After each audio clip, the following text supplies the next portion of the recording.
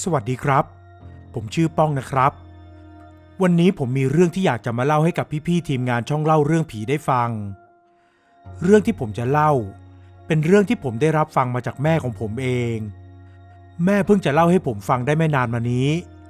เพราะผมมีความสงสัยเกี่ยวกับบ้านหลังหนึ่งที่อยู่ใกล้กับบ้านของเรามากและก่อนหน้านี้ตอนที่ยังเด็กๆผมพอจำความได้ว่ามันเคยเป็นบ้านลุงของผมเองที่ชื่อว่าลุงเบิร์ตครับผมขอเล่าเรื่องลุงเบิร์ตสักหน่อยนะครับ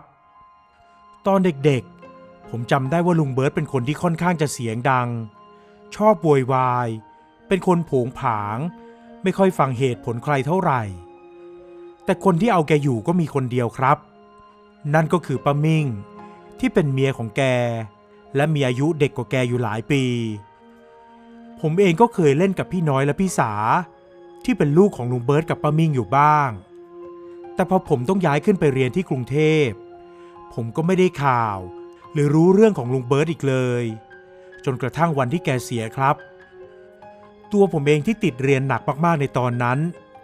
แม่ก็เลยไม่ได้ให้ผมลงมาช่วยงานศพจนผมได้มีโอกาสกลับมาที่บ้านในช่วงปีใหม่ที่ผ่านมาและสงสัยว่าลุงเบิร์ตที่เสียไปแต่ทำไมป้ามิ่งพี่น้อยและพี่สาถึงไม่ได้อยู่ที่บ้านหลังนี้แล้วแน่ใจนะว่าลูกอยากจะฟังเห็นบอกแม่ว่าเป็นคนกลัวผี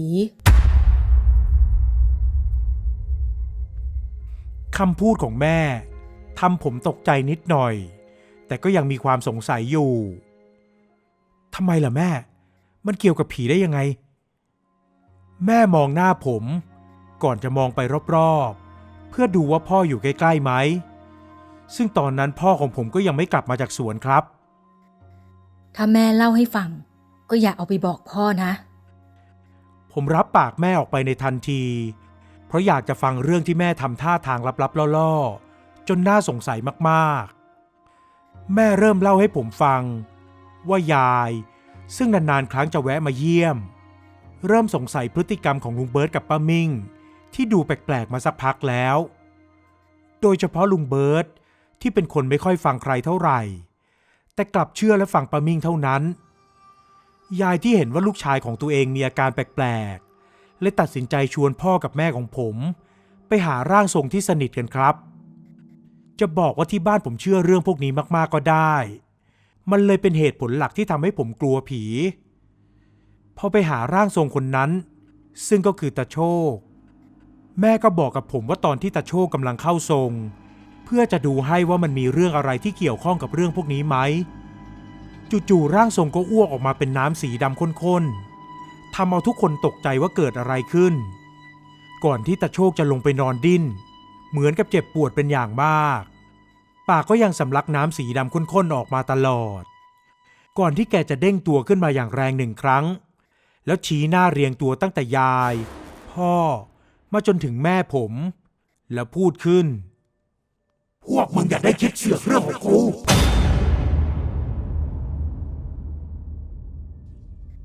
แล้วร่างทรงตาโชคก็ล้มหงายหลังลงไปนอนเลยครับแม่บอกกับผมว่าพ่อรีบลุกไปดูตาโชคแต่ดูเหมือนว่าแกจะไม่อยู่กับพวกเราซะแล้ว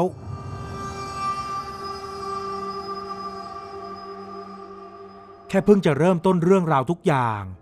ผมก็รู้สึกได้เลยว่ามันจะต้องน่ากลัวกว่านี้แน่ๆที่แม่เล่ามามันเรื่องจริงใช่ไหมทำไมถึงน่ากลัวอย่างกับในหนังขนาดนั้นผมถามย้ำกับแม่อีกรอบแต่แม่ก็ยืนยันเสียงแข็งว่าถ้าไม่เชื่อก็ไปถามพี่นัทหลานตาโชคได้เลยแต่ผมคงยังไม่ทันได้ถามอะไรอาจจะโดนไล่ออกมาเสียก่อนเพราะตั้งแต่เกิดเหตุนั้นมาที่บ้านครอบครัวของตาโชคก็ไม่เคยต้อนรับครอบครัวของพวกเราอีกเลยครับพอคุยเรื่องนี้กันเสร็จยายของผมก็แน่ใจเลยครับว่าลุงเบิร์ตกับป้ามิ่งต้องเกี่ยวข้องกับอะไรที่เป็นคุณไสยอย่างแน่นอนยายของผมเลยตัดสินใจที่จะไปจัดการกับเรื่องนี้กับร่างทรงอีกคนหนึ่ง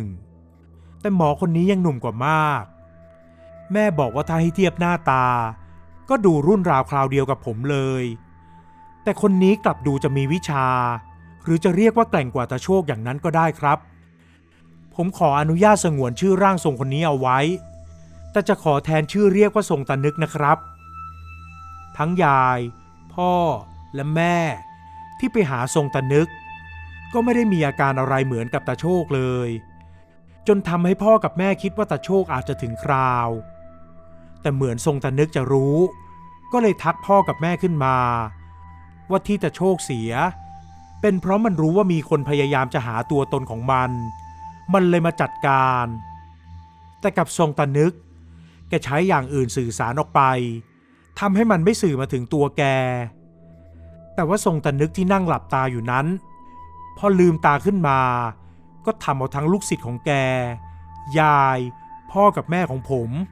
ตกใจไปตามๆกันเพราะตาขาวของทรงตานึกเปลี่ยนเป็นสีแดงไปทั้งหมด2 ข้างก่อนจะหันไปคุยกับยายของผมด้วยน้ำเสียงที่จริงจังมากไม่ใช่ลูกเองแต่เป็นเมียมันเลี้ยงเอาไว้หลายตนแต่ละตนทำหน้าที่ต่างกันไปจะเชื่อหรือไม่เชื่ออีกไม่นานลูกเองก็จะเป็นหนึ่งในนั้นสิ่งที่ทรงตานึกพูดทำให้ยายของผมเป็นกังวลมากเลยขอให้ทรงตานึกช่วยหาทางแก้ระหว่างนั้นแม่ก็เล่าให้ผมฟังว่าน้ำตาที่ไหลออกมาจากตาของทรงตานึก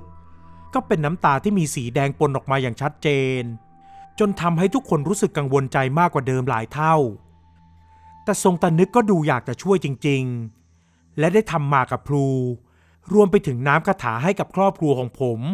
เพื่อเอาไปจัดการกับมันครับหาทางเอาหมากพลูนี่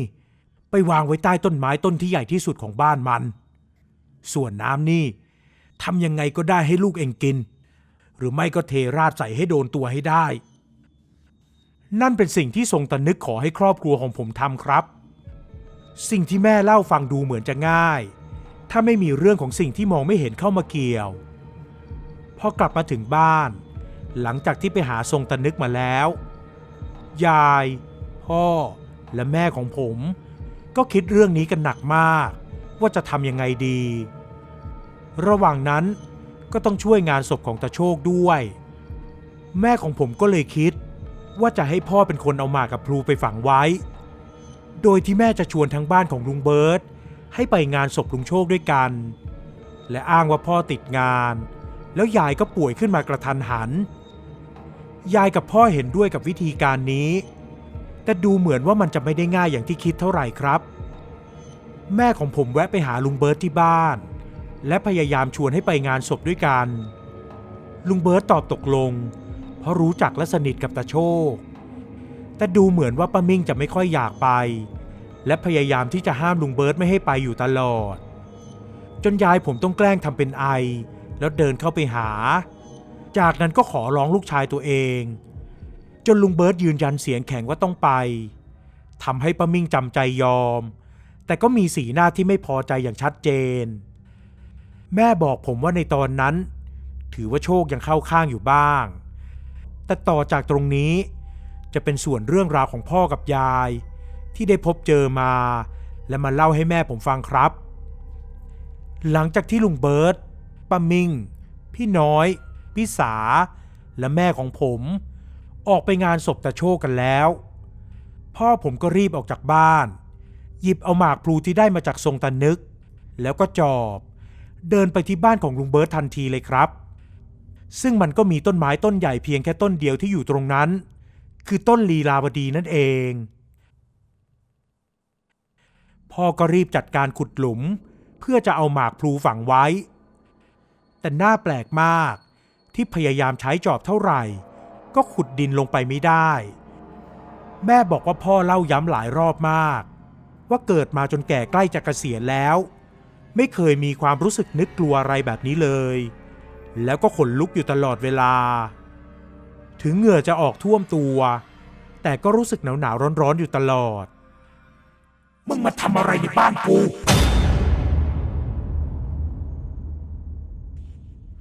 เสียงที่แหบแต่ดุดันนั้น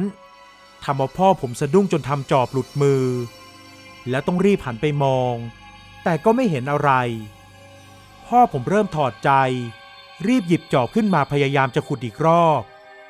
คราวนี้ยายของผมก็เอาน้ำที่จะเรียกว่าน้ำอาคมที่ทรงตานึกเสกไว้ก็ได้ครับแกถือเดินเข้ามา และพูดดึงสติพ่อผมเอาไว้แล้วพ่อผมก็ใช้จอบขุดลงไปได้จนวางหมากพลูลงไปและกำลังกลบดินพ่อบอกกับแม่เสียงดังแบบตื่นเต้นจนแม่ผมเชื่อมากๆว่าในตอนนั้นจากฟ้าที่สว่างอยู่ก็เริ่มมืดครึ้มและลมพัดแรงมากๆยายผมก็รีบเร่งให้พ่อกลบดินให้เสร็จและเอาเศษหญ้าเศษใบไม้แถวนั้นมากลบไว้ให้เหมือนเดิมมาเร็วเอ็งรีบพรมน้ำมนต์ให้รอบบ้านหมดเลยนะยายผมส่งขวดน้ำให้กับพ่อก่อนจะพากันเดินไปใกล้ๆบริเวณประตูหน้าบ้านครับระหว่างที่พ่อผมเริ่มพรมน้ำใส่ประตูหน้าบ้านประตูหน้าบ้านมันก็สั่นเองเหมือนมีคนพยายามจะเปิดออกมาจากข้างในบ้านแต่เปิดไม่ได้พ่อผมก็พรมต่อไปเรื่อยๆยายเองก็เดินตามไม่ห่างพอไปถึงหน้าต่างบานแรกของบ้านหลังนี้ก็ทำเอายายผมตกใจจนล้มลงไปไม่ต่างจากพ่อเลยครับเพราะมันมีบางอย่างที่พ่อกับยายยืนยันเป็นเสียงเดียวกันว่ามันคือผีที่มีหน้าตาน่ากลัวร้องโหยหวนเจ็บปวดและพยายามทุบกระจกเพื่อที่จะออกมาและพอมองดูดีๆมันก็ไม่ได้มีแค่ตนเดียวแต่มีเยอะมากๆจะเรียกว่าเต็มข้างในบ้านไปหมดเลยก็ได้ครับพ่อผมรีบไปประคองช่วยยายให้ลุกขึ้นและบอกกับยายว่าให้รีบกลับไปที่บ้านก่อนทางนี้พ่อผมจะจัดการต่อเองยายก็รีบกลับไปก่อนถึงจะห่วงลูกเขยแต่ก็กลัวว่าตัวเองจะเป็นภาระเมื่อยายเดินกลับไปแล้วพ่อก็รีบเร่งพรมน้ำมนต์ไม่หยุดคราวนี้ไม่ได้เห็นแค่ภาพของผีเท่านั้นแต่ยังได้ยินเสียงกรีดร้องของพวกมันด้วยครับจนมาถึงบริเวณหลังบ้านพ่อผมคงลืมคิดไปว่ามันติดกับคลองในหมู่บ้านด้วยความรีบทำให้พ่อผมลื่นถลายจนเกือบตกลงไปในคลองเลยครับแต่ที่แย่ไปกว่านั้นคือน้ำในขวดมันหกออกไปจนเหลือไม่มากแต่พ่อผมก็ไม่ยอมง่ายๆเพราะคิดว่าไหนๆก็ทำมาแล้วก็ต้องทำให้สุดจนพ่อผมได้เห็นอะไรบางอย่างที่หน้าต่างบ้านว่าที่ปะปนอยู่กับพวกผีน่ากลัวนั้นก็มีร่างที่เหมือนกับพี่น้อยและพี่สาด้วยแต่เพราะพ่อรีบมากก็เลยรีบพรมน้ำเท่าที่ทำได้และรีบกลับออกมาครับผ่านไปประมาณครึ่งชั่วโมงหลังจากที่พ่อผมกลับมาที่บ้านลุงเบิร์ตก็พาแม่ผมมาส่งที่บ้านแม่รีบถามพ่อว่าเป็นยังไงบ้างแต่ไม่ทันที่พ่อผมจะได้เล่าอะไรมากไม่ถึง10 นาทีที่ลุงเบิร์ตกับป้ามิ่งมาถึงบ้านเสียงกรีดร้องโวยวายของป้ามิ่งก็ดังลั่นมาถึงบ้านของพ่อกับแม่ผมพ่อผมรีบบอกว่าไม่ต้องให้ยายออกมาเพราะพ่อผมเห็นแล้วว่าป้ามิ่งกำลังเดินมุ่งตรงมาที่บ้านของเราพอมาถึงป้ามิ่งก็คว้างหมากกับพลูใส่พ่อผมก่อนจะถุยน้ำลายใส่พ่อผมด้วยแต่โชคดีที่พ่อของผมหลบทันนั่นถือเป็นพฤติกรรมที่หยาบคายมากๆครับจนเกือบทำให้พ่อผมแทบจะระงับอารมณ์ไม่อยู่และแม่ต้องมาห้ามเอาไว้ก่อนพวกมึงเอาอะไรมาไว้ที่บ้านกูนี่พวกมึงอยากจะลองดีกับกูใช่ไหมพ่อกับแม่ผมไม่ได้ตอบโต้อะไรเลยมีแต่ลุงเบิร์ตที่รีบวิ่งมาและห้ามเมียของตัวเองเอาไว้ลูกเอง2 คนมันยังมีชีวิตอยู่ใช่ไหมพ่อผมตะโกนถามออกไปด้วยความโมโหทำเอาแม่ผมตกใจเหมือนกันไม่มีคำตอบอะไรจากป้ามิ่งมีแต่รอยยิ้มเยาะเย้ยบนใบหน้าส่วนลุงเบิร์ตก็กอดเมียเอาไว้แน่นไม่พูดจาอะไรมึงเห็นอะไรมันก็เป็นอย่างนั้นป้ามิ่งพูดจบก็หันหลังเดินกลับไปลุงเบิร์ตเองจากที่ปกติจะต้องโวยวายหรือมีน้ำเสียงขึงขังกลับกลายเป็นเงียบและเดินจากไปเฉยๆแม่ผมจึงรีบถามว่าเกิดอะไรขึ้น